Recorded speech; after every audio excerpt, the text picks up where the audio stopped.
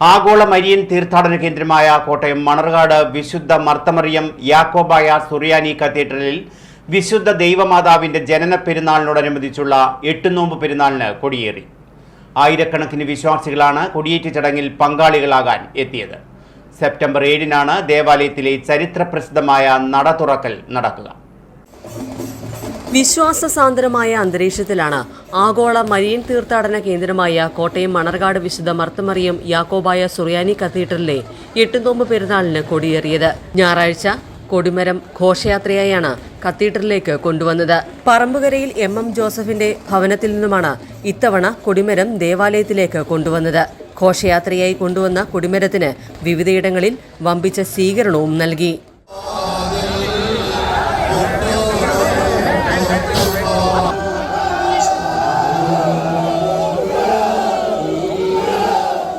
തുടർന്ന് കൊടിമരം ദേവാലയത്തിലെത്തിച്ചപ്പോൾ കോട്ടയം ഭദ്രാസന മെത്രാപ്പൊലീത്ത തോമസ് മാർ തീമോത്തിയോസിന്റെ പ്രധാന കാർമ്മികത്വത്തിൽ സന്ധ്യാപ്രാർത്ഥനയും നടന്നു. തുടർന്നാണ് ആഘോഷപൂർവ്വം കൊടിമരം ഉയർത്തിയത്.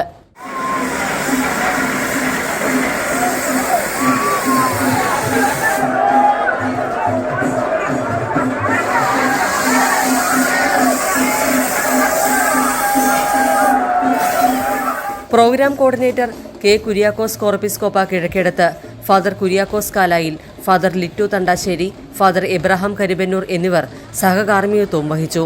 തുടർന്ന് കരോട്ടെ പള്ളിയിലെ കൊടിമരത്തിൽ ഫാദർ MI തോമസ് മറ്റത്തിൽ കൊടിയേറ്റി.